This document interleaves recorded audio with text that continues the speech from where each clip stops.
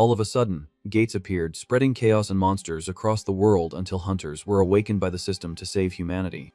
Thanks to these gates, 7 great noble families amassed an absurd amount of power and pretty much took control of everything. Like a true miracle, our guy became the first ever 9-star hunter in history without relying on any constellation. But this immense power made the 7 families see the kid as a gigantic threat to the world order. At this very moment, the eastern capital is in flames, turning into a living hell on earth. Bleeding and lying in the rubble, the kid tries to understand how things got to this point. With its imposing banner raised, the Romanov family makes its presence known on the battlefield. In the midst of the destruction, an old pocket watch starts making a strange ticking sound. Feeling the weight of defeat, our hero looks forward in complete disbelief. Barely conscious, our guy can hardly stay on his knees as the enemy approaches. With hatred in his eyes, the kid curses Dmitri with all his remaining strength. Walking through the flames as if they were nothing, the old man slowly makes his way toward the fallen hunter. With an arrogant smile, Dmitri confesses he never imagined seeing the end of the great Japanese hero here. Half choking on blood, the kid questions the real reason they're trying to take him out. Straight to the point, the old geezer says it's because he doesn't have the protection of the gods and still refused to bow to the noble families. With open arms, the enemy laughs, saying that the stars themselves are calling for our guy's end. After hearing that whole spiel, the immortal king just glares at the old man with blood in his eyes. Totally fuming, our hero mutters that this is all a bunch of nonsense. Pointing his finger, Dmitri accuses the kid of being a heretic necromancer who disrespects the laws of life and death. Right after, the villain summons a powerful divine light, declaring that this is the fundamental difference between them. Struggling to get up, our hero warns that the enemy is celebrating a little too early. Unleashing a sinister blue aura from his hands, the kid announces he's about to show why he's been quiet until now. From deep within the earth, dozens of skeletons begin to crawl out of the shadows. A dark gust of wind quickly sweeps across the entire battlefield. Summoning the field of death, the ultimate art of resurrection creates a giant pillar of dark energy. In the middle of his undead army, the kid explains that this magic uses his own soul as fuel. Surprised by his stubbornness, the old man decides to return the favor by using his strongest attack to obliterate even the kid's soul. Concentrating maximum energy, a colossal golden lightning bolt descends from the sky right into the villain's hand. Facing the ultimate magic of the Eye of Odin, our guy realizes his spell won't be able to take the hit. Without wasting any time, the old geezer unleashes the legendary skill, swallowing everything in its path with a red beam. On impact, the flash of divine magic blinds anyone who is watching the fight. Tearing through the rubble, the clash generates an insane wave of energy. Despite his certain doom, our guy cracks an insane smile, figuring that since he's going down anyway, he might as well try something crazy. Completely in shock, the old man's eyes go wide, not understanding the enemy's reaction. In a swift movement, the MC's bloodied hand grabs that old pocket watch, raising the artifact of Chronos right in the middle of the explosion. The system announces that the activation requirements have been met. In that instant, the gears begin to spin like crazy, announcing that time will be reversed to the past. Like magic, a blinding golden glow activates on the battlefield. Victorious, the kid explains that he used the enemy's own constellation attack to charge the relic. Right after that, the beam of light collides with the watch, creating a rift in space. Desperate, Dmitri screams at the top of his lungs, asking what the immortal king just did. Pulling in all the divine energy, the cracks on the artifact begin to glow intensely. Flipping him the bird, our hero promises that in his next life, he'll bury all 7 families in the trash. With its hands spinning backward at an absurd speed, the face of a giant clock dominates the view. Finally, a flash of white light completely erases the current timeline. Slowly, his vision returns, and the first thing that appears is the fluorescent light of a ceiling. The kid jolts awake, panting in a cold sweat, lying in a bed. Placing a hand on his chest, the kid feels his heart beating a mile a minute, confirming he's alive. Still a bit dazed, our guy looks around, trying to figure out where he ended up. From the look of the simple furniture, he quickly realizes he's back in the exact house he used to live in. From his own bed, our hero stares at his hands, wondering if that crazy stunt actually worked. Just remembering that scumbag Dmitri's betrayal brings the look of hatred right back to his face. Accessing his inventory, the panel confirms that the Chronos watch is broken for good, and time cannot be reversed again. With a sadistic little grin, the hero celebrates that his gamble to steal the enemy's power paid off big time. Just then, the system screen flashes, asking him to choose a suitable class. Reading his own level 1 stats, he notices he's kept his innate trait of mental resistance. In the glowing options, the system offers the paths of martial artist, mage, or cleric. Crossing his arms, the kid remembers that in his past life, he chose to be a mage without a second thought. However, now he knows there's no need to rush into picking a class right away. Quickly putting on his jacket, our guy declares that this time, he'll use his knowledge of the future to get stupidly strong. Leaving the house and heading straight for the city center, his destination is the gigantic Hunter Market. Inside the fancy shop, a super polite attendant welcomes the new customer. While she's presenting some jewelry, the kid interrupts, asking about the ring of the underworld's darkness. Caught off guard by the bizarre request, the saleswoman takes a frightened step back. Stuttering a bit, the woman warns that the ring carries a terrible curse. Ignoring the warning, the kid pays the fortune and leaves the shop with the black box. Worried, the attendant still remembers making the kid sign a waiver clearing the company of any blame. Opening the box in the middle of the street, our guy laughs to himself, knowing that no one would pay $2 million for a debuff. On the items panel, the system confirms that equipping the jewelry will cause the user to be swallowed by a mental attack. Aware of this artifact's hidden secret, our hero slides the ring onto his finger without hesitation. Immediately, an insane purple aura explodes from his body, engulfing everything around him. With a demonic smile, the kid plans to repel the curse to steal the original summoning power of the Necromancer class. Being pulled into his own mind, the MC falls into an infinite space covered by red clouds. Facing the void, his relaxed expression vanishes, replaced by a deadly serious look. In the middle of the darkness, the giant spiritual figure of that jerk Mitri appears, proving the worst part of the test has begun. Facing the spiritual monster, the kid hears the enemy call him a manipulator of rotten flesh. Right after, the illusion of Dimitri mocks him, asking if a necromancer rejected by the stars really thinks he can win this fight. Without wasting time, the old man forms a giant fist of golden light. Preparing the merciless blow, the enemy warns that even after going back in time, the hero has no chance. Like a meteor, the pillar of energy smashes the ground, declaring that the MC's defeat is absolute. However, a confident smile appears on the kid's face as the system blocks all mental interference. Thanks to his innate trait of a clear mind, his absolute resistance kicks in, effortlessly holding back the attack.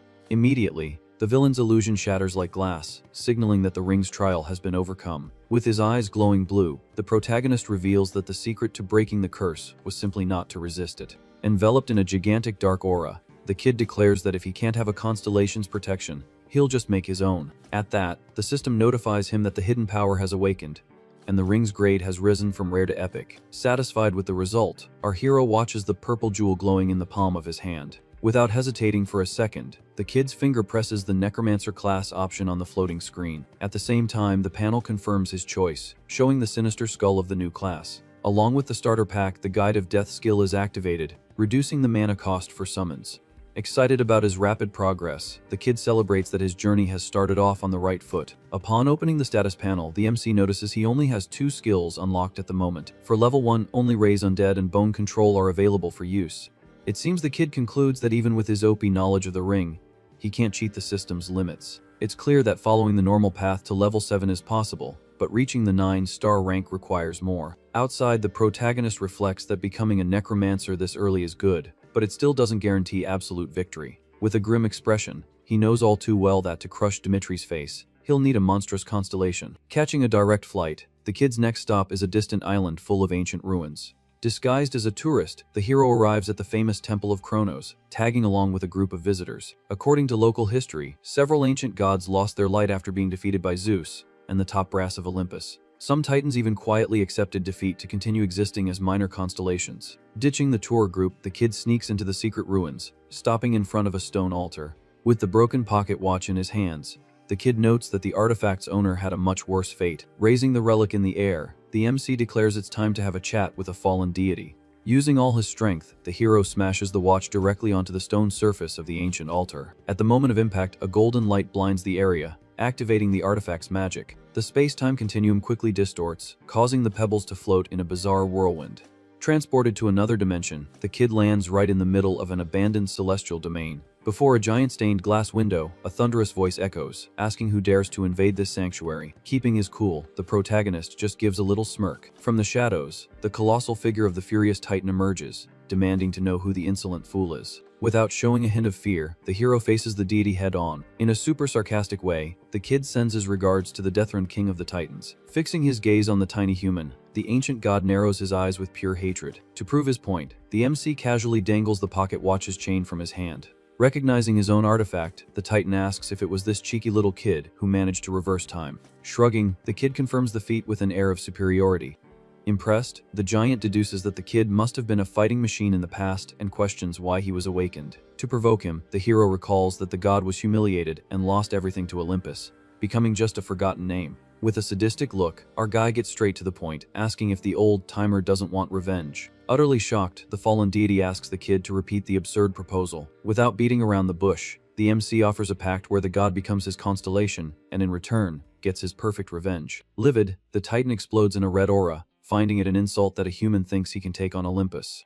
With the artifact's chain gripped tight in his hand, the kid prepares for his final argument. Full of confidence, the hero points out that he reached the top of the 9 stars alone, and that Zeus is also on his blacklist. Furthermore, the kid's anger isn't just against the Romanov family, but against all 7 great families on the planet. With a dark laugh, the giant notes that destroying Olympus's hosts would end the gods' influence on Earth. However, the old-timer questions why someone seeking divine power would choose the heretical class of necromancer. With a sly smile, the kid argues that their natures might seem opposite if you only look at the god of time, but the protagonist's masterstroke is to focus on the Titan's other face, who is also known as the god of the harvest. Historically, the harvest scythe is the same symbol as the Grim Reaper, directly linking it to necromancy. Feeling his pride wounded, the Titan roars, telling the human to get off his high horse and not compare his divine light to death. Furious, the god releases an absurd pressure that causes the temple pillars to start cracking in half. Planting his feet firmly on the ground to avoid being blown away, the MC shouts that this is no time to be picky. Shoving the truth in his face, the hero asks if the giant prefers to spend eternity rotting away, nameless and powerless. In a very aggressive tone, the kid warns that if the god wants to keep being a failed coward, the choice is his.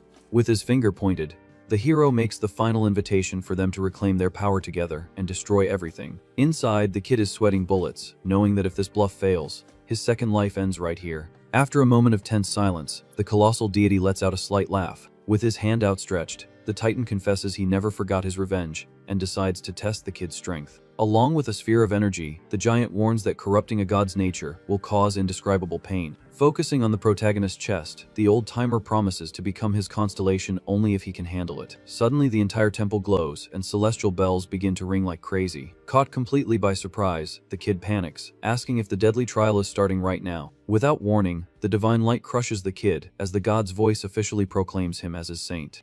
In shock, the hero can't believe he skipped straight to the highest rank of a divine representative. With all that sacred power flooding his body, the protagonist becomes a pillar of incandescent light. The worst part is that his dark necromancer aura brutally conflicts with the divine energy, tearing the kid apart from the inside. On the verge of passing out, the MC fights not to fall, knowing that if he blacks out, he loses the constellation forever. From above, the god of time waits patiently to see if the cheeky human will survive the suicidal fusion. In hellish pain, the kid's body glows intensely, merging the two divine and dark energies. With his teeth clenched, our hero murmurs to himself that he has to endure this at all costs. Back in civilization, heavy footsteps drag a suitcase down an airport corridor. At a calm pace, the kid finally breathes the air of his homeland. With a smile of relief, the MC comments on how Japan is the best place in the world. Without warning, a miniature version of the Titan floats beside him, admiring the changes of the modern world. Flying through the air, the god observes the local technology, calling the flow of time magnificent and cruel. Soon, the system announces that a new star has appeared in the pantheon while the old-timer strikes up a conversation with his contractor.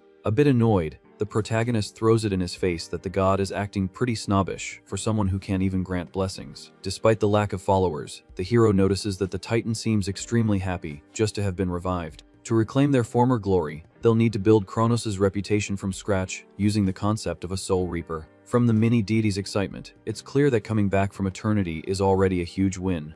Complaining about the work it took to turn the kid into a saint, the old man demands they spread his name as quickly as possible.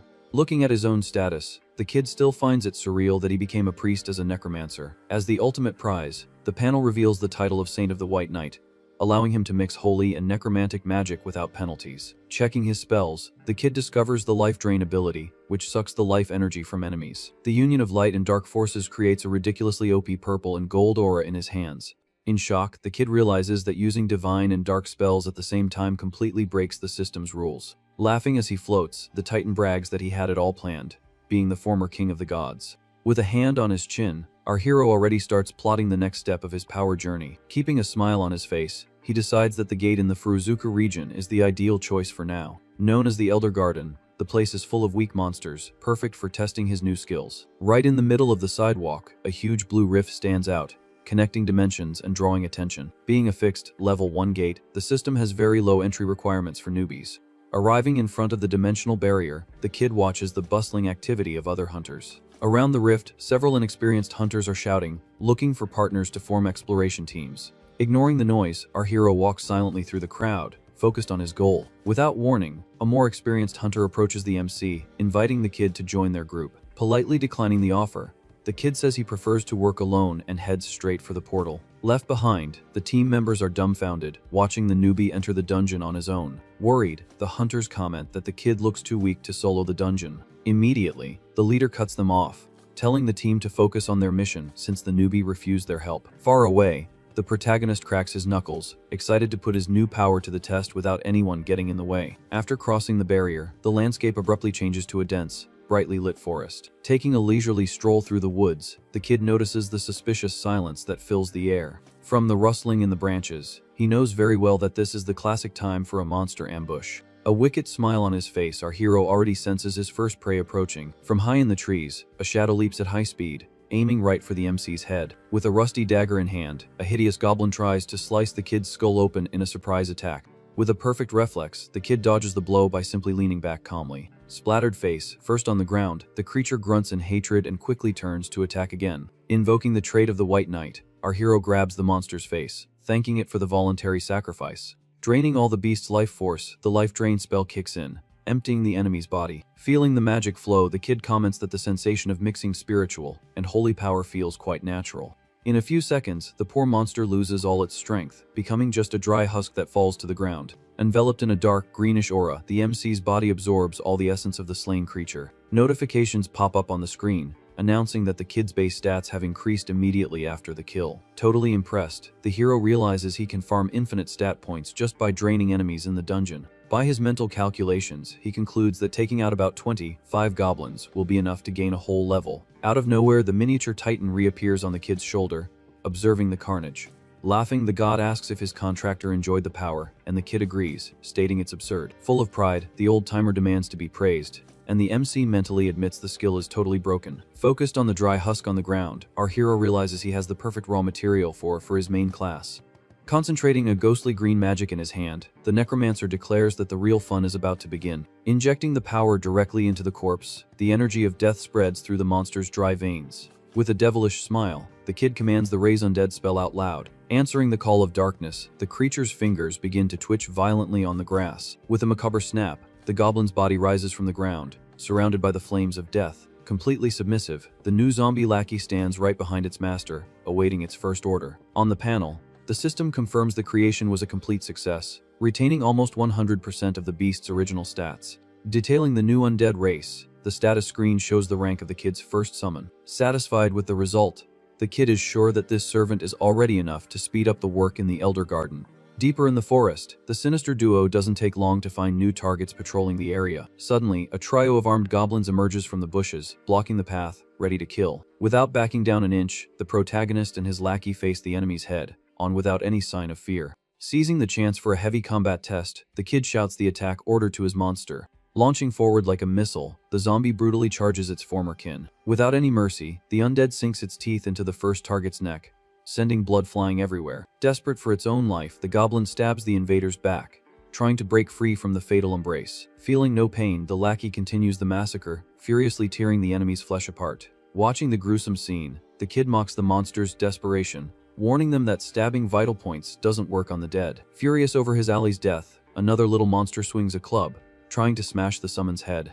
Before the blow connects, the hero activates Life Drain from a distance, reminding the critters not to forget about him. Drained to the last drop of life, the enemy drops dead on the grass, completely paralyzed. Surrounded by its bloodthirsty zombie companion, the last surviving goblin stares at the kid, trembling with pure terror. In a panic, the last goblin runs for its life, only to come face to face with the zombie's claws. With a clear path, our hero decides to test if Life Drain also works on corpses, emptying the monster's husk. Totally satisfied with the magic's versatility, the kid feels his stats increase once again. With a malicious look in his eyes, the hero announces it's time to pick up the pace of the hunt in the dungeon. In the old days, necromancer masters taught that after defeating the first enemy, half the work was already done. Following this golden rule, the kid looks at the dry corpses, knowing exactly what to do next. Quickly, the Raise Undead spell echoes through the forest, bringing more minions from hell back to life. On the system panel, notifications confirm that the 4 new zombies have retained almost 100% of their strength. Maintaining his sadistic pose, the kid asserts that this is the true essence of his broken class. In the hero's view, there's no better feeling than kicking back and watching his army do the dirty work. Like a true plague, the undead run over any goblin that dares to cross their path. In a brutal scene, one of the minions shoves its hand into a living monster's back, furiously tearing its flesh. Giving them no chance to defend, the summons grab their victims by the neck, crushing everything in their way. Perplexed by their own massacre, the goblins can barely process that they're being hunted by the dead. In a bloodbath, the zombies slice and dice the entire mob in a matter of seconds. Watching the carnage from the back, the miniature titan grumbles, telling his contractor to fight with more dignity. Not giving a damn, the kid raises his hands, covered in a green aura, and replies that the old man will have to get used to the necromancer style. After the slaughter, the system beeps, announcing that the maximum limit of 20 controllable undead has been reached. Facing his newly formed army, the kid slowly closes his fingers, feeling the weight of his new, absolute power. Enveloped by the energy of death, the 20 goblin zombies prepare to follow their master toward the next slaughter. In the blink of an eye, the entire horde dashes off, running frantically towards a group of targets further ahead. There, in the middle of the clearing, a squad of hunters is already fighting another wave of monsters, trying to survive. In the midst of the frenetic combat, a skilled archer fires flaming arrows, blowing up goblins across the scene. Because of the ambush, the monsters start to pressure the humans, and one of them is almost sliced in half. Reining in his army, the MC orders his summons to stop, observing the group he just encountered. Noticing the movement in the forest, the kid crosses his arms and asks the mysterious duo to step out of the shadows. From the hidden bushes, a heavy boot steps onto the ground, giving away the onlooker's location. With a suspicious look, the leader of the newbie trio asks who the heck the kid controlling so many monsters is. Beside the hero, the titan just sighs in boredom as the kid focuses on the duo that just revealed themselves. Racking his memory, the kid soon recognizes the trackers, mentally calling them the Shadow Twins. Seething with rage, our hero remembers perfectly that these two tried to assassinate him in his past life. Known in the future as Yuma and Rendo, the famous sniper duo was one of the biggest pains in our hero's side. Hiding his anger, the kid rests his hand on his chin, pondering that back then, they were just one-star hunters. By the MC's logic, the brothers are still weak and would have no personal reason to hunt him down this early. Coldly, the kid considers the possibility of eliminating them both right there in the forest to avoid future problems. Startled by the tense atmosphere, the newbie team leader points at a zombie, asking if the kid is controlling the creature. Disguising his intentions, the MC puts a finger to his face, casually confirming that the necromancer class isn't well known at level 1. With the bizarre army right behind him, the hero simply says that those ugly things are his personal summons. Without losing focus on his real goal, the kid casts a furtive glance at the number of bodies on the ground. Thinking quickly, our hero concludes that since these guys became hunters for money, they would make great baggage carriers. Testing the waters, the kid directly proposes a partnership, asking if the group wants to work with him. Without beating around the bush, the MC explains that he defeats the monsters alone while the team gathers the magic stones, guaranteeing them easy cash. With his arms crossed, the newbie leader ponders the unusual proposal from the necromancer kid. Off to the side, the sniper brother whispers to the big guy that you can't trust someone with such a murderous vibe. Shaking like a leaf, the girl in the group agrees with the sniper, finding the idea of walking around with zombie monsters terrifying. With a cynical little smile, the kid notices that the team's discussion is leaning towards refusal. Aware of the risk, the big guy quickly shouts that he agrees to the partnership, to the surprise of the rest of the team. However, the leader demands a fair split, suggesting a 50-50 deal instead of the proposed 20%. Knowing he was being too generous, the kid shoots down the counteroffer, warning that they either take the 20% or he's leaving alone. Completely desperate, the other members pull on the leader's cloak, asking if they're really going to work with the weirdo. Having no patience for amateurs, the big guy tells the team to shut up, arguing that if the newbie wanted to kill them, they'd already be dead. With the deal sealed, the team starts following the necromancer master, guided from behind the pack of stinking zombies. Further ahead on the sunny, flower-filled path, the macabre contrast of the army of the dead increasingly frightens the group of hunters. Tired and out of breath, one of the snipers collapses to the ground, begging for a break. Totally exhausted, the other member also sits on the grass, admitting she's at her absolute limit. In a cold sweat, the group leader steps away from the squad, thinking that he knew the kid was strange, but he never imagined this much. In the giant clearing, the horrifying scene of hundreds of piled up corpses shows the level of destruction caused by the summons. Looking annoyed, the protagonist taps a zombie's arm, saying he left some profitable corpses behind in his haste. A bit hesitantly, the big guy suggests giving the team a break so they can keep up with the insane pace of the hunt. Ignoring the request, the MC digs his fingers into a living goblin, absorbing its life with his holy magic activated. Getting the team's attention, The kid wipes his hands and calls the newbies to continue the collection right there. With a forced friendly face, the hero tells everyone not to rush and to take all the time they need. Sitting on the rocks, the three partners stare at the massacre with pale faces, concluding that the kid is not human. Walking over the piles of sliced up bodies, the kid confirms that he's practically cleared the entire common area of the dungeon. Pulling up the system screen, the hero decides to take a few seconds to check his post-massacre stat progress. Surprised by the speed of his advancement, the chart shows he gained almost 21 vitality points in just 3 hours of farming. Celebrating the absurd feat, the kid realizes that at level 1, his stats are already on par with a level 4 hunter. Closing the status screen, the kid firmly declares that now the total focus is on crushing the area boss. Guiding the team deeper into the forest, a gloomy atmosphere begins to dominate the trees as they advance into the red zone. Arriving at a fog-covered field, the army of 20 undead runs into the enemy's camp base. Right away, a bizarre goblin shaman holding a skull spots the invading horde at the edge of the territory. Laughing heartily, the kid mocks the shaman's ridiculous pose, acting like the king of the hill surrounded by his lackeys. Fearing the worst, the scared girl hides behind the MC, begging him not to provoke the southern chief.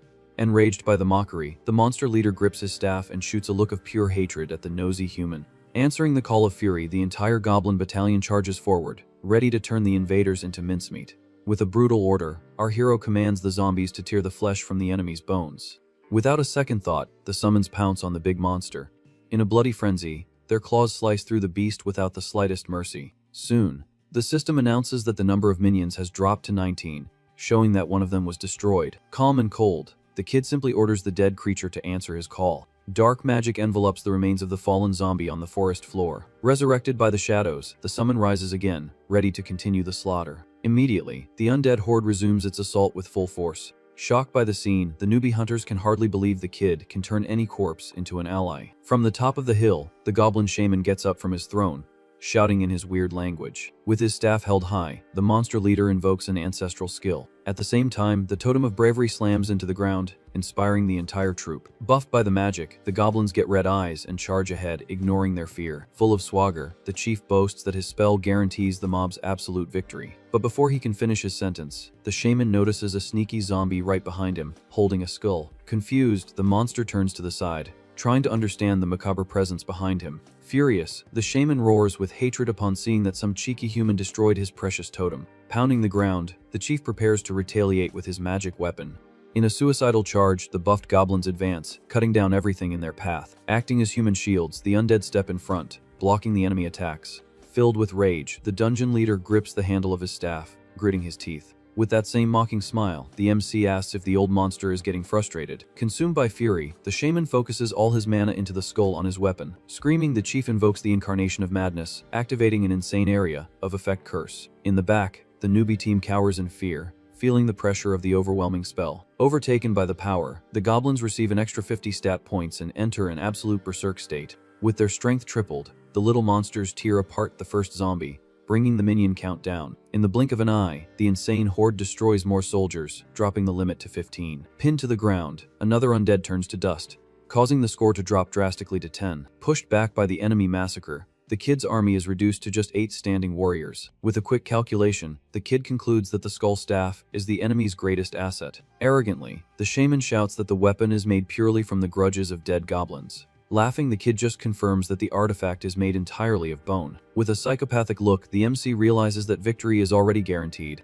Getting straight to the point, the hero activates the bone control magic, focusing on the chief's hand.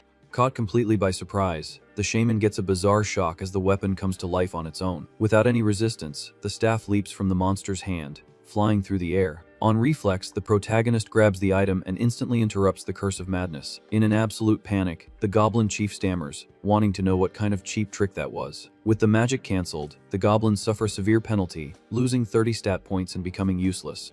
Terrified, the former king of the hill doesn't know what to do empty-handed. With the bone in hand, the MC lets out a taunt, asking why the monster doesn't cast the curse again. From the system panel, it's clear that the bone manipulation skill served as the perfect counter for the fight. Just for kicks, the kid comments that the grudges stuck to the skull, even helped pull the weapon over faster. Full of cynicism, the kid tosses the staff behind him, announcing that the game has lost its fun. To end it all, the kid launches a macabre shadow straight at the shaman's chest. Completely paralyzed, the big monster can only widen its red eyes before the final impact. Hit dead on, the goblin leader collapses to his knees, utterly defeated. With no strength to fight back, the creature falls face first onto the grass, awaiting the finishing blow. With his foot on the chief's back, the kid activates Life Drain, emptying the Pre's essence. Satisfied with the loot, the hero sees his agility, strength, and mana stats skyrocket since it was a boss. With a heavy sigh, the protagonist realizes he made a small strategic error in his excitement. As cool as a cucumber, he turns his back and walks back to the newbie team. According to necromancy rules, he needed to collect fresh blood but ended up drying out the body too quickly. Disappointed with the almost empty vial, the MC grumbles that he ruined the collection by sucking all the life out of the creature. Facing the big guy, the kid dumps the responsibility on them, saying the cleanup is on the team. Faced with a literal mountain of sliced up corpses, the newbies swallow hard at the prospect of slave labor. With the mission complete, the scene cuts back to the giant buildings of the big city. Step by step, the kid's footwear marks his safe return to the civilized world. Outside the dimensional rift, our hero emerges from the dungeon unscathed, as if he'd just taken a morning walk. Right behind the kid, the newbies can barely take a step, carrying backpacks ridiculously stuffed with magic stones. Outside, the crowd is in shock, unable to believe that just 4 newbies farmed so much loot in one dungeon run. Happy with the result, the kid suggests selling everything at once to a famous merchant nearby. Intending to help, the big guy refuses, saying they'll haggle themselves to ensure the best profit for their boss. With an intimidating look, our hero jokes that you can't trust millions in the hands of people you just met. Almost crying from exhaustion, the big guy tries to argue until the kid says he was just messing with them. Crunching the numbers, the team leader estimates that the total profit from the raid will easily hit the 6 million mark. Straight from his inventory, the hero pulls out the sacred loot and reveals the chief's skull staff. With the weapon in hand, the MC announces that, unfortunately, this cursed piece is worth almost nothing on the street market. According to the system screen, the restriction says only clerics can equip the item, which totally tanks its commercial value. Without losing his cool, the kid explains that normal clerics can't manipulate the spiritual power required by the staff. Out of the blue, the kid simply declares that he'll keep the bizarre weapon for his own use. Focused on the money, the hero tells the leader to deduct the staff's value from the final cash split. Immediately, the big guy says they never would have survived and collected so much loot without him, so they won't charge a cent for the weapon. Without complaining, the twins agree with their leader, leaving the epic artifact in the protagonist's hands for free. Outside the rift, the kid mentally admits that he enjoyed working with that knave team. In a friendly tone, he says goodbye and suggests another dungeon dive together the next day. Time passes quickly, cutting straight to the start of a new morning journey. Back in the Elder Garden, the system panel confirms entry into the Level 1 portal. Without missing a beat, the protagonist's summon sinks its claws into the neck of the first monster of the day. With a cold gaze, the hero notices that the newbie group is already hitting their limit of exhaustion very early. Surrounded by corpses, the team leader falls to his knees on the ground, begging for a moment to breathe. Completely out of breath, the big guy says he can't take another step in the dungeon. Pointing to the backpacks packed to the brim, he argues that they've run out of space for loot. Satisfied with the haul, the MC dismisses the team, telling everyone to head back to base with the day's profits. Alone in the forest, the kid faces the floating titan, who asks the real reason he sent the crew away early. With the staff in hand, the kid explains that he needs absolute privacy for what he's about to do next. Walking towards the northern part of the map, he enters the darkest section of the Elder Garden. Near a muddy river, the dense vegetation hides the real dangers of that unexplored region. Suddenly, a figure leaps from the murky water, splashing mud all over the necromancer kid. Immediately, MC backs away as a trio of bizarre frogmen land, surrounding the area. With a war cry, the band of mutant frogs charges forward, spears in hand, ready to pierce the invaders. In a quick dodge, the goblin lackey evades the first blow, the enemy's weapon grazing its face. On the other side, a big frog with red eyes aims straight for the summon's blind spot. Fatally struck, the spear pierces the zombie's chest, destroying the poor little monster's empty shell. On the system panel, the count of living minions plummets from 20 to 18 in the blink of an eye. Outnumbered, the undead struggle to hold back the coordinated attack of the new aquatic threat. Coldly analyzing the scene, the kid concludes that these frogmen have far superior stats to the goblins. Straight to the point, the kid activates potion control, firing a jet of dark magic at the creatures. Hit square in the face by the cursed energy, one of the monsters freezes, feeling the staff's overwhelming power. Soon after, a shower of macabre oil drenches the enemies, drastically reducing their physical defense. With clenched teeth, the hero concentrates his aura to end the fight quickly. Going in for a direct brawl, the MC punches the nearest frogman, caving its face in on impact. Next, the bone staff shatters another monster's skull with piercing damage, buffed by the spiritual spell. Completely unscathed, the kid lands smoothly on the grass, observing the pools of blood splattered on the ground. Without losing momentum, he extends his hand, using bone control to pull over the slain carcasses. Focused on efficiency, the hero notes that maintaining the horde with goblin minions is already consuming too much mana for no reason. On the screen, the Raise Undead option glows brightly, sucking up 35% of his remaining spiritual power. Despite the high cost, the kid smiles devilishly, certain he can handle it without any problems. Under the master's orders, the frogmen corpses contort and rise, their eyes glowing green. Immediately after the resurrection, a notification pops up confirming the protagonist has leveled up to 6. Excited by his accelerated progress, he calculates that he'll soon reach the ultimate form he had before the regression. Consumed by determination, the dark image of Dimitri flashes through the kid's mind, rekindling his mortal hatred. Subsequently, the scene cuts to the ancient stone ruins in the hidden center of the Elder Garden. Arriving at the destroyed structures, the zombie army follows the kid as he carefully investigates the area. With his hand stained with black blood, he firmly holds the pulsating heart of the recently slain frog chief. Curious about the ritual, the miniature god of time floats by, asking what the master plans to do now. Highly focused, the kid asks for silence and begins to drip blood from the goblin shaman right onto the heart. At that moment, the unholy combination makes the bizarre organ emit green smoke, melting in the kid's hands. With a sly smile, the hero watches the macabre alchemical reaction light up the ancient ruins. Immediately, the green light reveals a secret passage in the ground that had remained hidden for years. On the panel, the system congratulates the player for discovering the hidden area and triggers the dimensional transfer. In a flash of light, the scenery changes from the flowery woods to a gigantic coliseum, gladiator style. Cautiously, the kid takes his first step onto the sandy floor of the immense circular arena. Observing the empty stands, the MC comments that before the regression, his low level wouldn't have even let him get close to this place. Suddenly, a colossal gust of wind sweeps through the middle of the arena, forcing the hero and his zombies to retreat. From the sandstorm, a gigantic scaly paw steps firmly on the ground, making the earth tremble. Facing the beast head-on, the kid prepares himself as the smoke slowly begins to clear. Ironically, the system announces the start of the trial, telling the hero to prove his worth to survive. Before him, the imposing figure of a giant draconian flexes its ripped muscles and exudes a murderous aura. Originally, the gods created this insane test only to select the absolute elite among human hunters. Because of this brutal requirement, the entire dragon army sent its strongest soldiers to the Colosseum. Relentlessly, the panel decrees a limit of only 10 minutes of survival against the beast to guarantee any reward. In complete disbelief, the Titan god mocks the protagonist, warning that a level 6 newbie won't last even 10 seconds. Confident as always, the kid laughs off the taunt and assures the old man that it'll be the draconian who won't last the round.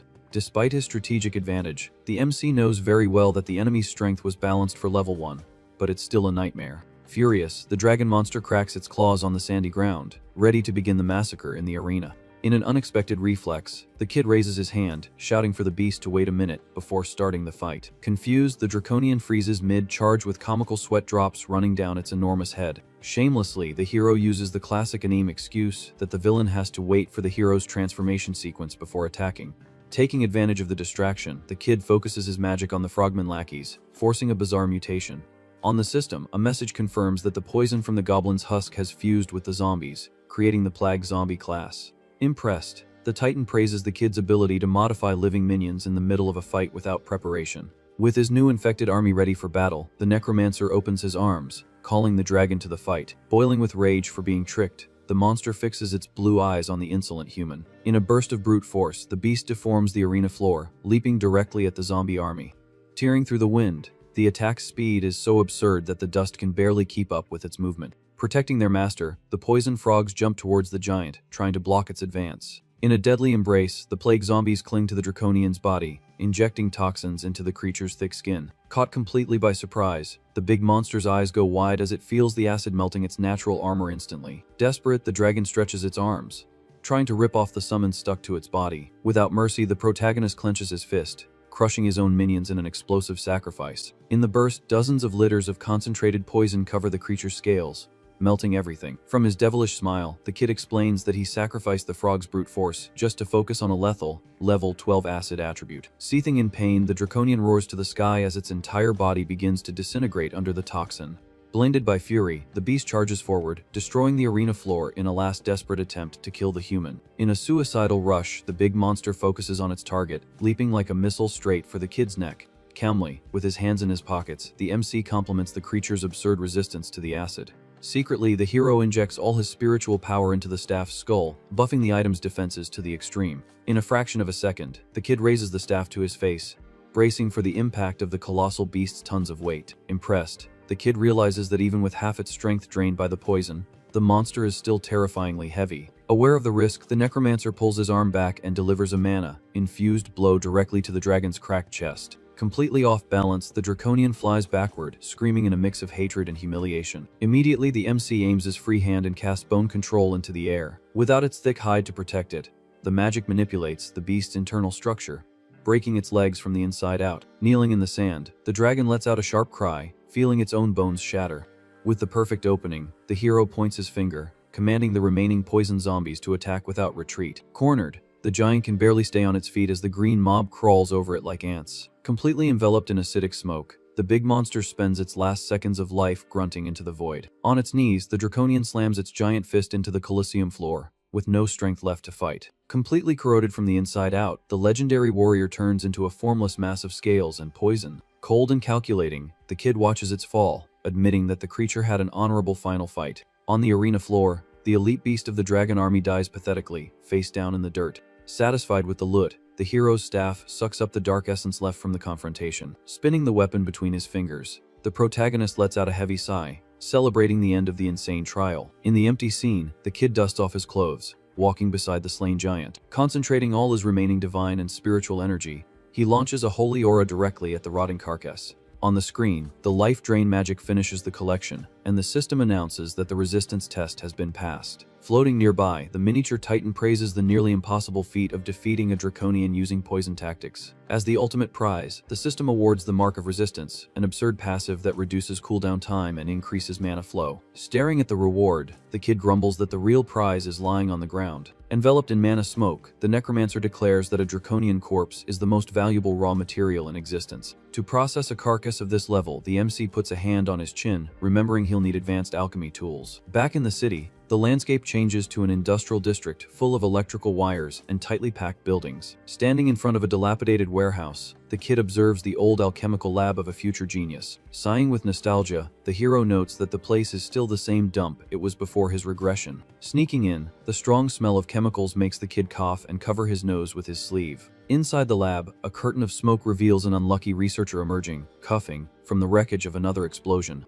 With a grin from ear to ear, the kid confirms he's found the right target. Amidst the mess, the blonde alchemist tries to clear the smoke, grumbling about the failed experiment. From the MC's memory, this weirdo will soon become Renya Shintani, the genius creator of Japan's most famous low-cost healing potion. Politely, the kid waves, interrupting the cleanup and getting the messy researcher's attention. Straight to the point, he introduces himself as Ryoga Chinen and shamelessly asks to use the lab's private tools. Surprised and a bit offended, the alchemist's eyebrow twitches as he says the visitor doesn't have to be so rude. Immediately, the hero cuts off the complaint, arguing that he doesn't want help for free and proposes a fair trade. With that intimidating look, the kid hits the nail on the head, saying the researcher is struggling to stabilize his medium healing potion. Caught red-handed, the alchemist stammers in fear, not understanding how a stranger knew about his biggest secret project. Moving along the workbench, the MC grabs a few test tubes and announces he'll prove his worth by fixing the formula. Desperate, the blonde guy pulls his own hair, warning that the mixture is pure chaos and could blow them both up at any second. Ignoring the fit, the kid lays down the truth, saying it would take the genius many years to master alchemy on his own.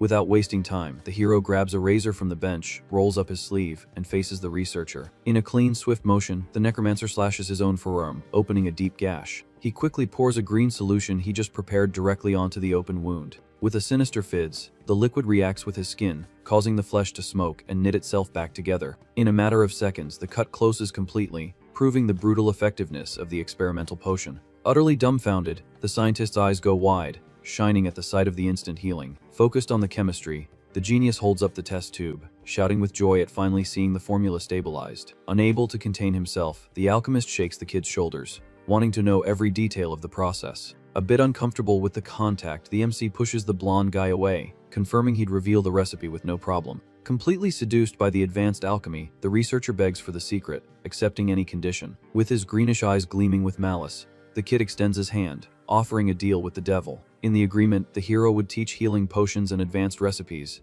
asking only for lifetime use of the workshop's tools. In addition to the knowledge, the necromancer adds an extra clause, splitting the potion's future profits 60% for him and 40% for the scientist. Swallowing hard, the researcher realizes he's walked straight into a dangerous web, but his scientific pride speaks louder. Smiling at the red test tube, the kid mentally confirms that he's just hooked his newest genius partner. Using mana smoke, the kid activates his inventory, spilling a dark aura across the floor of the cramped workshop. Out of nowhere, the gigantic carcass of the dead draconian slides out of the portal, taking up half the free space in the room. Before his partner's terrified gaze, the kid crosses his arms and explains, as if it were the most normal thing in the world, that he needs to process the corpse for his necromancy.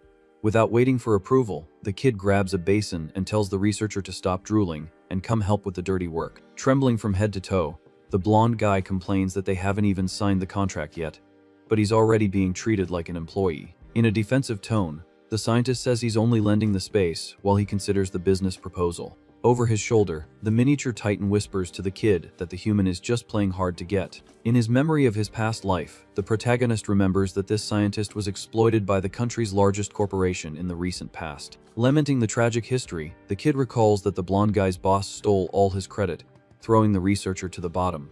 Understanding the trauma, the hero finishes by saying he trusts the genius's ability and that he'll soon discover how profitable their union will be. Taunting his partner, the kid holds up an iron ladle, demanding the alchemist prove his worth in practice. Under his glasses, the blonde guy grits his teeth with a furrowed brow, feeling the challenge weigh on his shoulders. Totally focused, the scientist snatches the tool from the kid's hands, muttering that he accepts the test. Sitting comfortably on top of some boxes, the protagonist dictates the instructions, telling him to melt 5 rank F mana stones. Instantly, the researcher finishes the mixture, showing the bubbling flask to the kid, who praises his speed. Impressed by the blonde's natural talent, the necromancer smirks, planning how to use all this skill. Carefully, he pours the newly created crystalline liquid directly into the crevices of the draconian's bone armor. With purple magic glowing in his hands, the MC explains that he's going to carve formulas onto the scales and imbue them with curses. Explaining the theory, the kid states that overlapping enchantments is the ultimate key to buffing a summon. At a frantic pace, the duo repeats the process over and over, as if they've worked together their whole lives. Drenched in sweat, the exhausted alchemist shouts as he pours more solutions into flasks while the kid demands more. Finally, the kid finishes the last curse, admiring the purplish glow covering the creature's scales. Stretching his back, the hero celebrates the end of the job, bragging that they finished it all in just 3 days. Completely wiped out, the researcher collapses into a chair, questioning who the heck this crazy kid was. With his hand in his pocket, the protagonist stares at the masterpiece, knowing that even though he's only level 1, he's unreal. Looking at the workbench, the alchemist mentally admits that the kid's magical abilities break all logic. Without any fuss, the MC approaches, suggesting the 60-40 profit split, catching the blonde guy by surprise. Composing himself, the researcher adjusts his tie and accepts the initial proposal without a second thought. Finding it suspiciously easy, the kid asks if he's sure about giving up the bigger piece of the pie so quickly. Sighing heavily, the scientist reveals it would have taken him at least 2 years to finish the potion alone, and the help was worth the price. Hiding his joy, the hero flashes a victorious smile, knowing he hit the jackpot. Shaking his partner's hand, the necromancer ironically says he can't wait to exploit his talent. Focusing on the next step, he knows he urgently needs to find a soul powerful enough to inhabit the modified dragon. In the middle of the silence, a phone rings, breaking the tense atmosphere in the lab. Answering the call from the newbie leader, the kid thanks him for the money transfer from the dungeons, and immediately starts talking about the next job. Far, far away, the dense landscape of an unexplored forest marks the edge of the hunter's safe zone. Pushing through the tall grass, the terrified newbie team arrives at the designated meeting point. With a nod, the MC signals for the crew to follow him down the more overgrown path. Shivering from the cold, the girl in the group asks if it's safe to wander into a forest full of monsters after the portal broke. With a grin from ear to ear, the kid confesses he took advantage of the chaos just to go collect an old debt. Pushing aside the branches in front of him, the kid analyzes the dark clearing with a super serious expression. Right behind him, the team follows in single file, holding their shields and weapons with trembling hands. With a bizarre crash, a heavy footstep smashes the trunk of a fallen tree, splitting the wood in half. Cautiously, the group hides in the shadows, watching the enemy patrol walking down the trail. Paralyzed with panic, the big guy whispers that it's a 2-star orc, begging the kid not to advance. Ignoring the team's warning, the necromancer pulls out his enormous goblin bone staff and steps into the open area. Without hesitation, the kid shouts the bone control magic, focusing all his mana on the weapon. Immediately, the orca's eyes glow blood red, fixing its gaze on the audacious human. With a roar, the beast hurls its giant spear directly at the hero at an absurd speed. Tearing through the wind, the weapon cuts through the air, creating a white trail of dust in its path. Without dodging, the kid simply raises his staff calmly, assessing the strength of the enemy's shot. Using the magic's precision, the hero intercepts the spear with the bone club, deflecting the lethal attack by millimeters. Following the deflection, the staff bats the creature's own weapon back, piercing the orc's shoulder from top to bottom.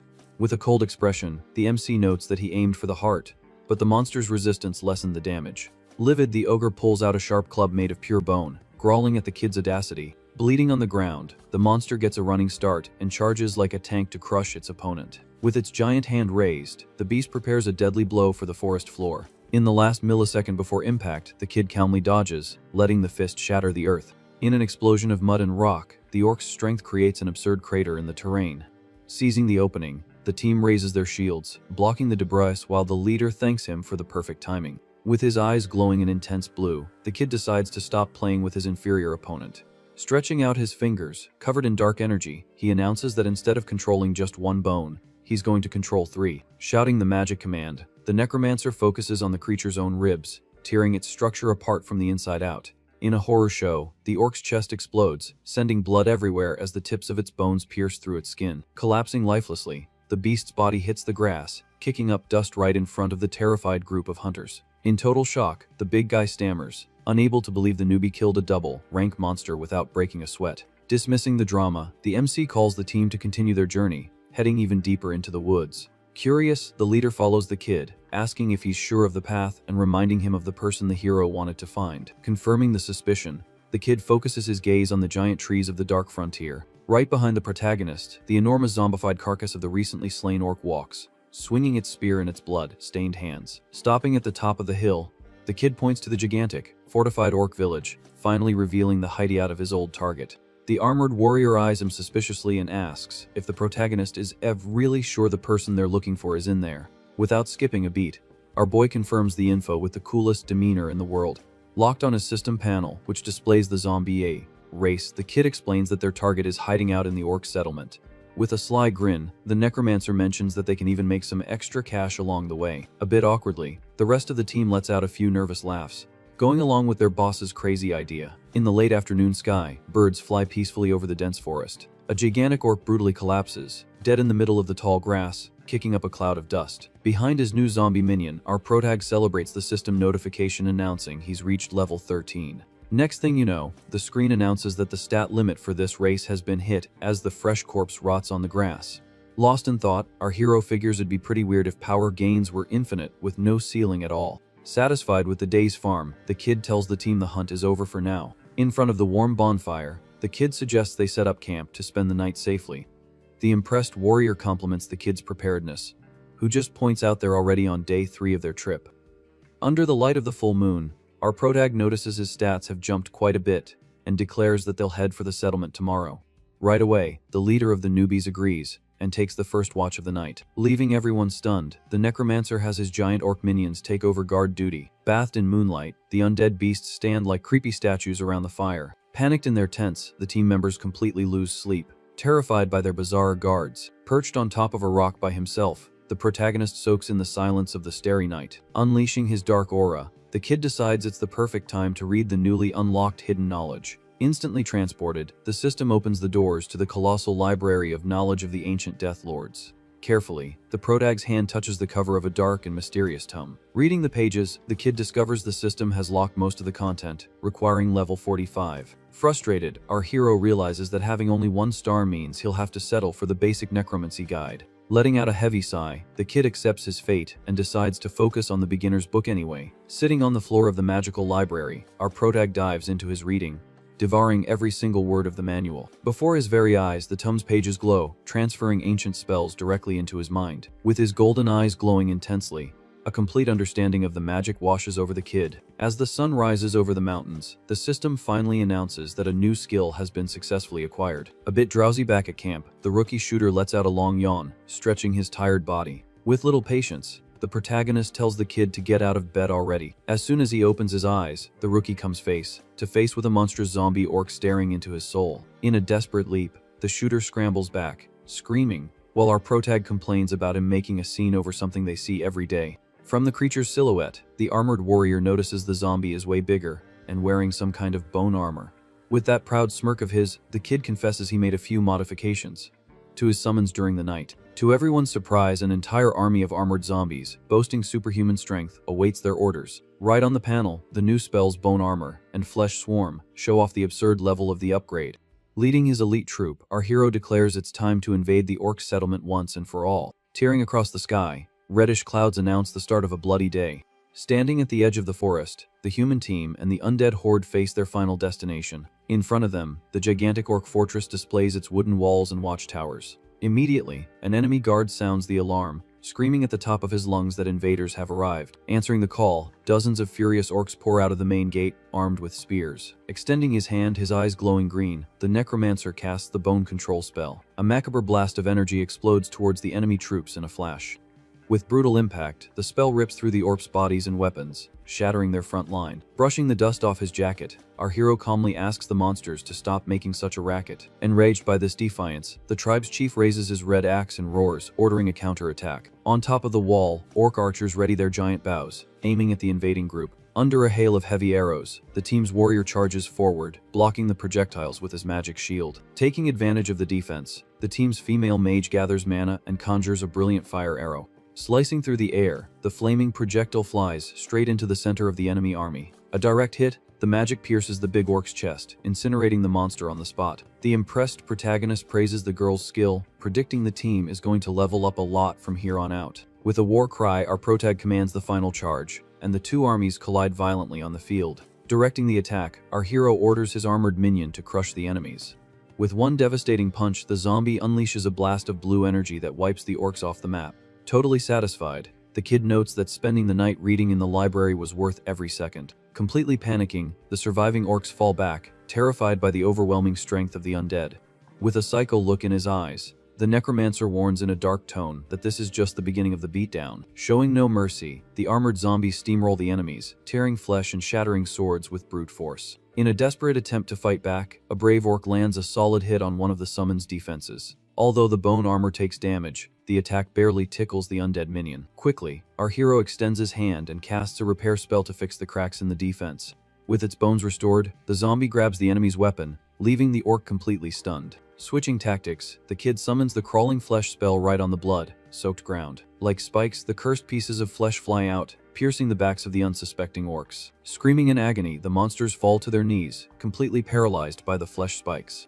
Baffled by the strategy, the leader of the newbies realizes the kid is using their own bodies to trap them. Jaw dropped, the big guy concludes that the rookie's level of control is on another level. Suddenly, a thunderous step makes the earth tremble, silencing the entire battlefield. Stepping out of the shadows, a scar-covered orc chief glares at the invaders, snorting with rage. With its red eyes glowing, the creature enters a state of absolute fury, activating its berserk mode. Right on the screen, the system flashes a red alert, warning that the threat has evolved to a unique danger level. Keeping his arrogant pose, the protagonist just cracks a little smirk, confessing he was getting tired of waiting. With a deafening roar, the orc chief smashes the ground, preparing to pounce. Right on the screen, the system flashes another red alert, warning that the creature has entered berserk mode and become a unique monster. Not hiding his excitement, our protag smirks, confessing that the wait is finally over. Consumed by fury, the huge monster swings its giant axe in the air, letting out a thunderous scream. The necromancer then extends his hand and conjures his bone control spell. In the blink of an eye, the dark magic whips through the air, creating a wicked impact on the battlefield. From the inside out, the orc's own ribs tear through its chest in a bizarre spray of red. The sharp bones brutally pierce through the chief's thick skin without any mercy. Overcome by absurd pain, the huge monster roars at the sky as its body is torn apart from the inside. In disbelief, the orc clutches the wound, stammering about its shattered bones. In a tone of pure mockery, the kid tells the enemy to stop whining in the middle of a fight. With the spell draining a ton of mana, our hero ironically points out the orc isn't the only one kicking the bucket, so there's no need to be so pessimistic. Shocked by the consumption, the kid notes that controlling six bones uses a lot of energy and decides to pierce its heart in one final blow. Focused on the end goal, our hero unleashes the bone control spell one more time with full force. Immediately, the bone stakes sink even deeper into the creature's chest, consuming almost all of the protagonist's spiritual power. Completely immobilized, the orc chief is lifted into the air by its own bones in a macabre display. At that, the kid takes a deep breath, feeling the weight of the insane energy cost. To turn the tables, our hero extends his hand and activates his OP life drain ability.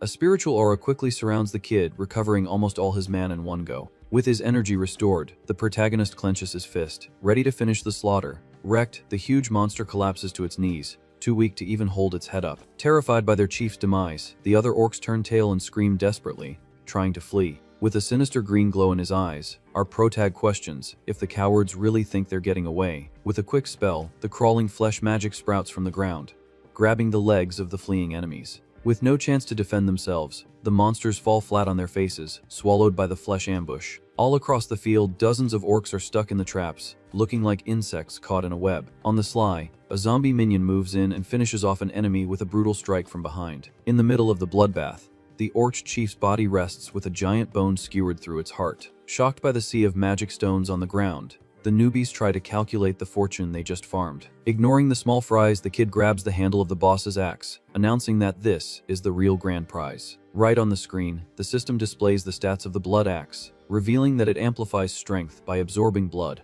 Satisfied, our hero comments that invading the orc village was worth every drop of sweat. With a firm voice, he passes the responsibility of collecting the loot to the shooter, Yuma. Worried, the archer agrees to grab everything and begs the boss for a break to rest. Step by step, the kid walks away from the team, heading towards the darker parts of the woods. In front of a giant, withered tree, our hero announces out loud that he's finally found what he was looking for. Very casually, he tells the entity hiding there to come out for a friendly chat. Drenched in a deadly silence, the old tree gives no reaction whatsoever. Out of patience, the protagonist lets out a tired sigh and pulls a sharp bone from his inventory. He quickly lights the piece of bone on fire, warning that if the creature wants a fight it'll get. In a rough move, the kid swings the makeshift torch, ready to burn everything down. Out of nowhere, a wicked green aura forms a shield, stopping the blow in its tracks.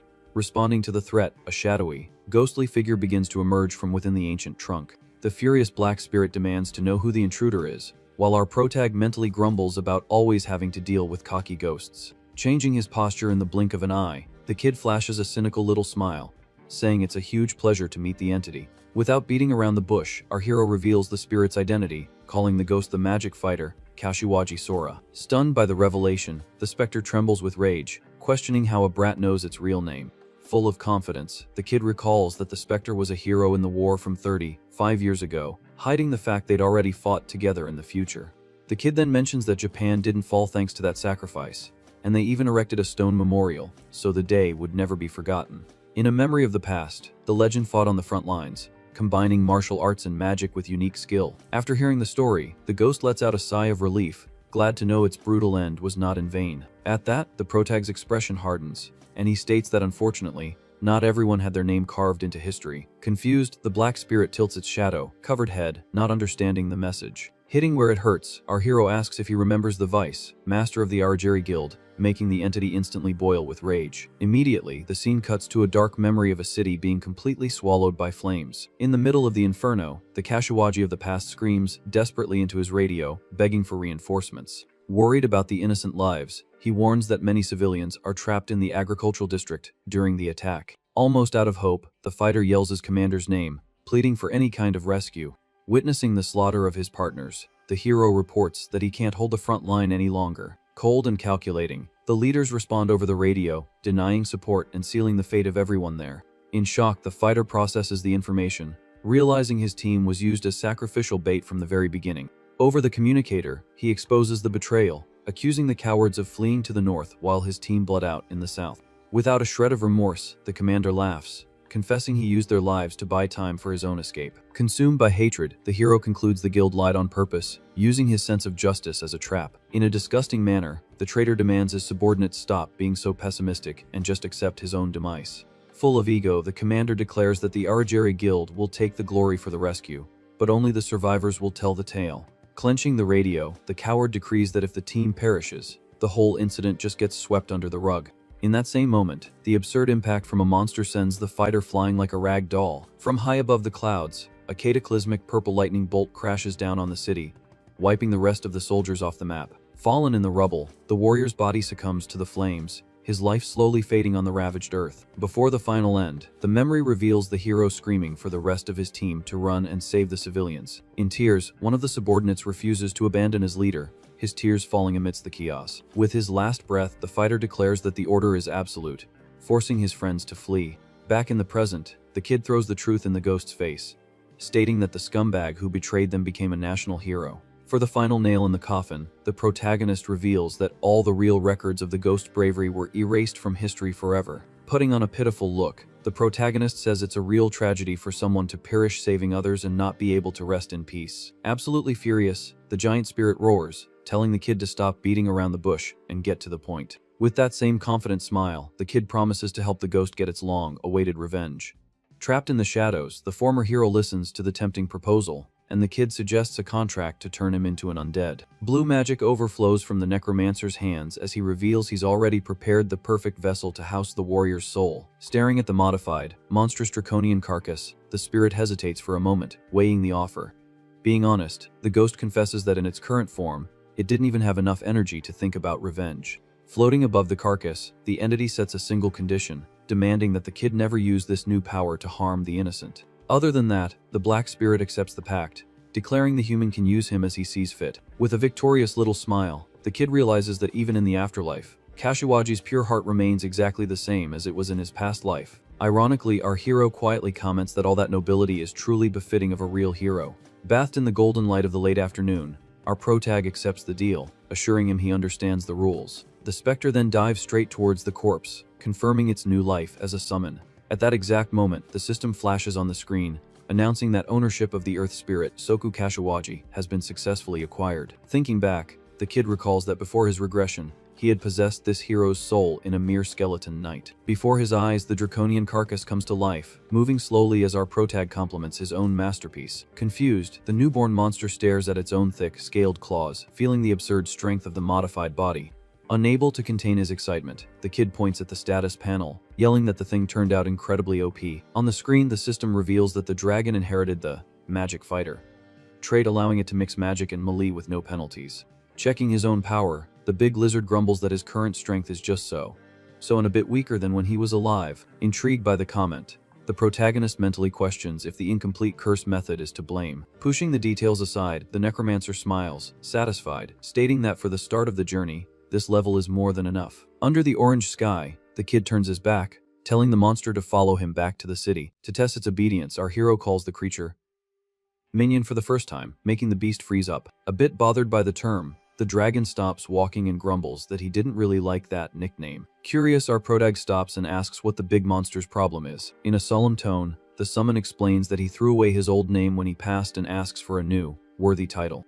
Letting out a long sigh, the kid realizes the warrior has become way more problematic and demanding than he was in the past. Wanting to please his partner, our hero tries to think of an intimidating name, but admits he's not very creative with naming things. Throwing out a feeler, the kid suggests Fafnir, from Norse mythology, but the dragon immediately rejects it, finding it too cliché. Without missing a beat, the kid throws out another classic, proposing Orochi, and gets another no to his face. Annoyed by all the fuss, the kid grits his teeth, threatening to beat the snot out of this sassy lizard right then and there. A bit sheepishly, the dragon raises a hand and agrees that Fafnir isn't all that bad. Tired of the debate, our hero declares Fafnir will be the final name and continues down the path. Suddenly, the summon panics and asks his master to wait, complaining that he's walking around practically naked. Looking at the city streets, the monster feels embarrassed by the lack of clothing covering its scales. Immediately, the dragon grabs an old cloth and wraps it around its waist in a quick improvisation. Relieved, he ties the fabric and comments that he feels much better and more decent now. With his improvised loincloth, Fafnir wags his tail and finally follows his master on their walk. Shocked by the scene, the necromancer just stares at the creature, wondering if this modesty was always the hero's true personality. In the big city, the isolated laboratory glows under the moonlight with suspicious activity inside. Desperate, the blonde alchemist is freaking out because the dragon carcass that was in the tank has vanished into thin air. With a completely deadpan expression, the kid announces he already found the perfect soul and put it in the modified body. Terrified, the scientist shrinks into a corner, asking for permission to punch the monster that's staring at him in the face. Keeping his cool, the protagonist clarifies that Fafnir is not an experiment, but the team's newest partner. In a quick flashback, the team of newbies says goodbye to their boss, letting him know they're heading to Tokyo to organize the farmed items. Back in the lab, our protag activates his inventory, flooding the room with a dark green aura. With a spectral glow, the magic brings out the massive carcass of the orc's chief they took down earlier. Crouching next to the deceased, the kid asks the alchemist what they should do with the big green guy. Immediately, the blonde scientist drops to his knees beside the team, fascinated by the quality of the material. Full of ulterior motives, the kid asks if his partner is curious about analyzing the boss's body. Trembling all over, the alchemist lies through his teeth, saying he has no interest at all, remembering he almost lost his arm mixing herbs. In desperation, the scientist smashes his own equipment with a mortar and pestle, yelling that he can't suppress his researcher's curiosity. Sweating bullets, he stares at the body and admits that the materials the kid brings always exceed any logical expectation. Not losing momentum, our hero casts the flesh separation spell to speed up the process. As the orc's body is stripped of its flesh, the mini titan floats nearby, asking if the kid is planning to create another undead. With a sly little grin, the protagonist replies to the god that you can never have too much firepower in a war. On the system, the status panel pops up, confirming the extracted skeleton's quality is high grade, guaranteeing double stats across the board. Finishing the process, the alchemist hands a vial of green extract to his boss, praising the fine work. Immediately, our hero pours the magic liquid over the bones, triggering the magic that focuses purely on enhancing the creature's defense. With his eyes glowing in approval, the necromancer declares that the new summon will serve perfectly as his personal bodyguard. Answering death's call, fleshless feet step firmly onto the lab floor. Straight from the underworld, the orc skeleton rises, holding a giant, glowing sword and shield. As his first order, the kid informs the skeletal soldier that its only function is to protect him whenever he uses the life drain ability. Loyal to his master, the armored skull salutes, and the kid praises the minion's impeccable posture. Staring at the masterpiece, the scientist adjusts his glasses and asks the real reason for focusing everything on a purely defensive skeleton. In a teachable moment, the kid explains that unlike normal zombies, skeletons don't decay and can be maintained by magic indefinitely without causing a bad smell. Totally impressed by the logic, the researcher thinks that the rookie is way ahead of his time for worrying about troop maintenance. Without any fuss, the kid announces he needs to leave to handle some urgent business and tells the blondie to take care of the mess. Startled, the alchemist asks where the heck the kid is going in the middle of the night. Walking out of the warehouse, our protag replies in the most natural way that the system has summoned him to the Pantheon to pick up a divine spell. In complete shock, the scientist's jaw drops, unable to believe what he just heard. Stammering and completely losing it, the blonde guy yells, questioning how a heretical necromancer is going to get holy magic, and asks if the kid is a priest in disguise. Faced with this meltdown, the skeleton guard just stares at the scene, confused, as the kid turns to leave. With the meanie goddess of death floating on his shoulder, the kid gives a mischievous smile and jokes that he's actually a very fervent devotee.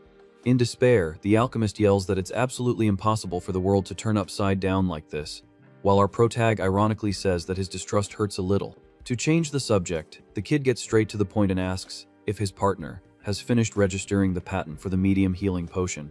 Surprised by the quick change, the researcher confirms the review process will begin soon, earning a compliment for his speed. Thoughtfully, the scientist explains that delaying only attracts rivals and laments that the problem now is advertising, since the official expo only happens next year. With a shrewd smile, the necromancer asks for a few vials, promising to handle the promotion himself at the first opportunity. Without a second thought, the blondie hands the red potion over to the kid, hoping the plan works out. Focused on the glowing vial, our hero declares that if this strategy works, they'll be swimming in rivers of cash very soon. Completely consumed by greed, our protag lets out an evil laugh under a shower of coins, affirming that money is what really makes the world go round. In the corner of the room, the alchemist breaks into a cold sweat, staring at the kid's terrifying aura and wondering if that maniac is really a priest. In a scene cut, the gigantic tower of the Pantheon stands imposing under the moonlight, a landmark that appeared after the Great Cataclysm.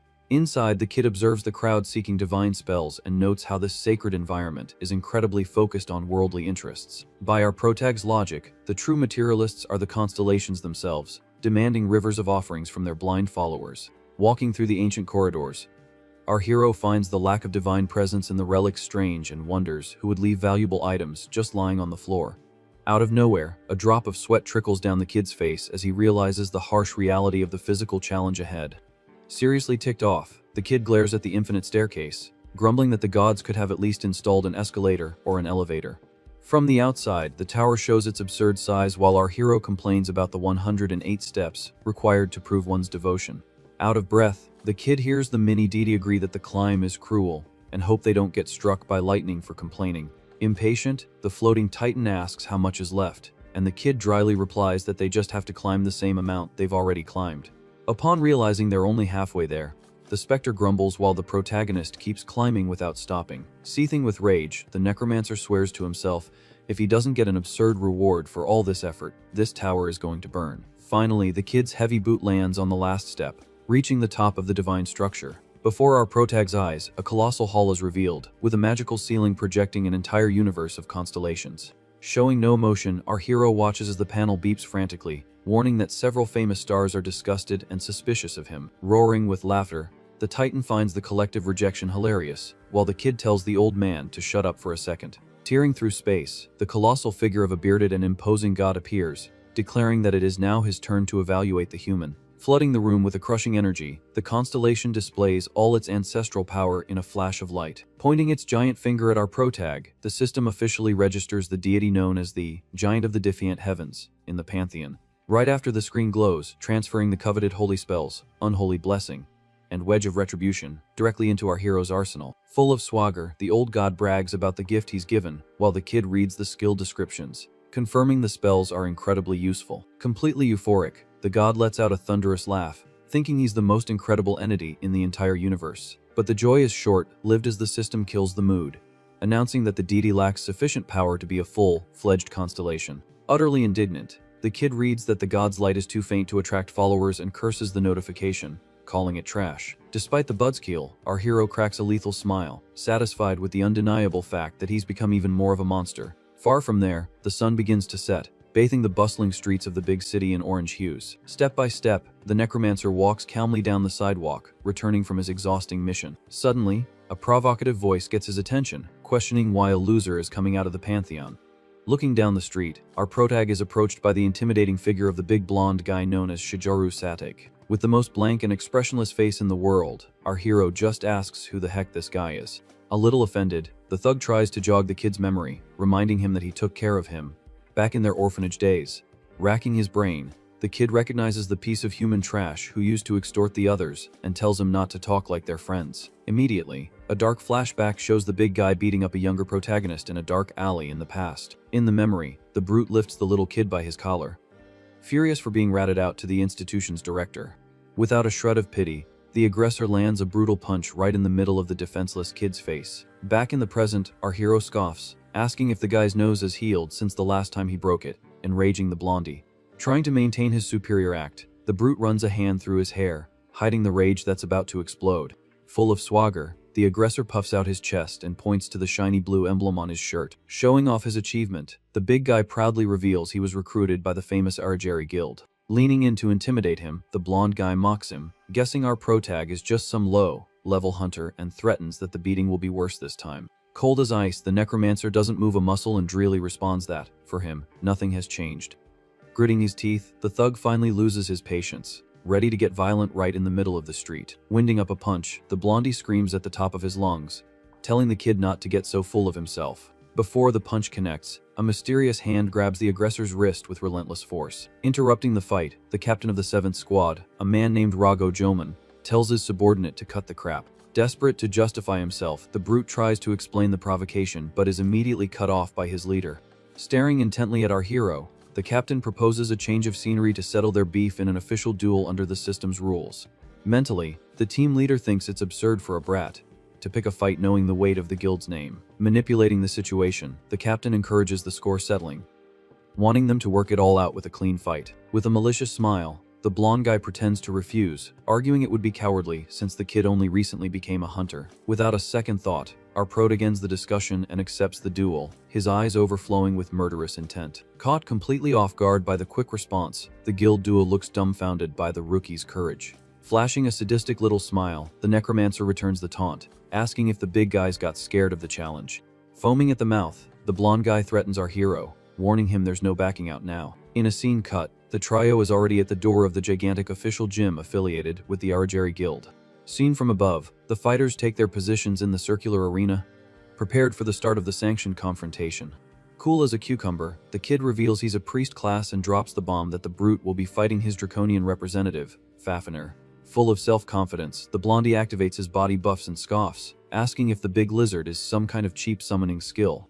Not taking the beast seriously, the aggressor tightens his grip on his weapon, guaranteeing that thing isn't going to save the kid's skin. With a magical crackle, the gym floor glows, activating the system's official dueling runes. In a flash, the interface scans the stats of everyone in the arena, measuring HP and defense to balance the fight fairly. Cold and lethal, The protagonist just watches as the panel announces the life protection barrier and declares the start of the beatdown. Straight to the gym, where magic runes light up, activating the system for the official duel. Full of swagger, Blondie cracks a sadistic smile as the panel measures up the fighter's stats. Cool and calculating, our MC just hears the warning that a protective barrier will activate against any fatal hits. Right off the bat, the big guy taunts him, laughing and asking if the kid's so scared he's gonna wet his pants. Playing it cool, the necromancer just points to his ear, asking what the heck this guy is even talking about. From the shadows, Fafnir comments that he never imagined running into the famous Argeri guild in a place like this. Wasting no time, the zombie dragon raises his fists, getting into a combat stance. With a look that could kill, the minion declares that against Argeri, there's absolutely no reason to hold back. Our hero quickly kills the vibe, telling his summon not to end it all in just one hit because he wants to test something. Cracking a sadistic grin, the big lizard confesses that holding back is going to be the real challenge. Fuming at the disrespect, the brute charges forward, screaming that he's going to show the lizard its true place. At an absurd speed, the thug swings his spear, aiming right for the creature's chest. Totally calm, Fafnir takes a single step to the side, dodging the blade like it was nothing. Without backing down, the Blondie activates his technique's third form, unleashing the spear's reflective flash. Surprised by the swift attack, the big monster's eyes go wide, feeling the pressure of the blow closing in. With a psycho look on his face, the attacker follows up with the technique's second form, launching a concentrated piercing strike. Outside the arena, Captain Joman is impressed, noticing his subordinate's reaction time is even faster than in training. But with an insane reflex, the dragon's scaly claw shoots out right toward the weapon's deadly tip. With a solid thud, the spear comes to a dead stop, leaving Blondie in shock, with no clue what just happened. With a ridiculous amount of effort, the thug grips the weapon's handle, realizing he can't move the spear a single centimeter. Full of pity, Fafnir scoffs, saying it's pathetic to attack without even thinking about the next move. Looking the enemy dead in the eye, the dragon informs him that if this were a real battle, he'd already be a goner. Suddenly, the big lizard remembers his master's order and apologizes, saying he was supposed to take it easy. In a smooth motion, the summon's closed fist lightly taps the brute's armor. The impact immediately generates a colossal wave of energy, sending the Blondie flying through the air. Desperate from the pain, the attacker spits up blood as the sheer force of the blow crushes his ribs. Slowly, our MC approaches, remembering how this coward bawled like a baby when he got his nose broken way back when. With a wicked smile, our hero compliments his enemy for only screaming for a second, proving he's matured a little. Consumed by hatred, the fallen Blondie curses the necromancer with every ounce of strength he has left, giving him no time to rest. Fafnir gets into position again, ready to finish the job in the arena. Desperate, the brute swings his spear from top to bottom in a final, useless attempt to attack. Effortlessly, the monster's claw stomps down hard on the blade, pinning the weapon straight to the ground. Under the crushing weight of the summon, the gym floor simply shatters into 1,000 pieces. Caught flat-footed, Blondie's eyes widen as he loses the only line of defense he had. With a mocking laugh, the dragon points out that using the same move 2 times makes you as predictable as an open book. In the blink of an eye, a monstrous kick lands squarely on the opponent's leg. In that same instant, the knee bone shatters, making a horrifying cracking sound. In a total panic, the big guy's breath hitches as he feels the indescribable pain of the fracture. Towering over the arena, Fafnir stares down at the human trash and coldly declares that playtime is over. With a heavy hand in the air, the beast prepares to deliver the finishing blow without an ounce of mercy. Facing his certain end, the Blondie cries in terror, knowing the system won't be able to handle that hit. From the stands, Captain Joman bellows at the top of his lungs, demanding they stop the fight right now. Covered in sweat, the leader jumps into the ring to save his subordinate's life. Satisfied with the interruption, our MC thinks to himself that they took the bait way too fast. A moment later, the luminous screen beeps, confirming the end of the match with an absolute victory for our boy. Kneeling beside his injured partner, the captain tells him to hang on, promising to call for a priest immediately. With his hands in his pockets, the kid points out, bold as brass, that they already have a priest right there with them. Annoyed, the leader retorts that the healing magic of a 1-star rookie will never fix broken bones. In a defiant tone, the suit asks how in the world the kid plans on fixing that kind of damage. Straight from his inventory, our hero pulls out a red vial, announcing he's going to use a medium-grade magic potion. In a surprised tone, the MC asks if they haven't seen the news about the mass production of these incredible potions.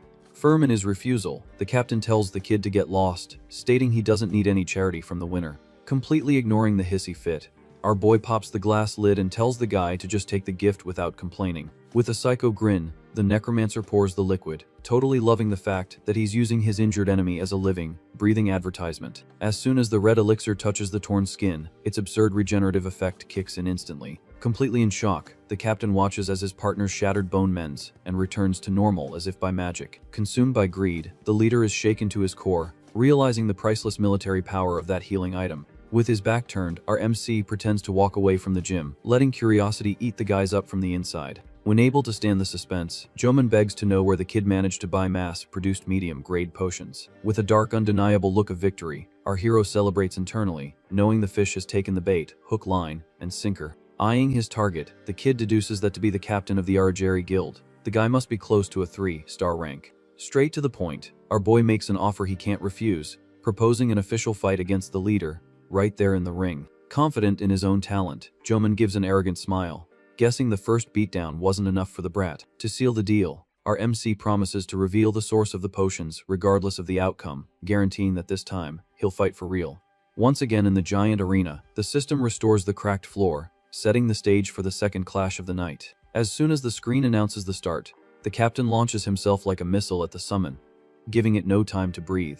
With the fifth form of the Zephyr style activated, the man in the suit unleashes a sequence of precise and extremely sharp slashes. Upon impact with the thick scales, the sword's combo of strikes creates a true light show of sparks. On the panel, the system flashes a critical warning, showing that the continuous damage is melting through the lizard's defense efficiency. Under the relentless and painful assault, Fafnir roars to the sky, trying to endure the brutal punishment with his own body.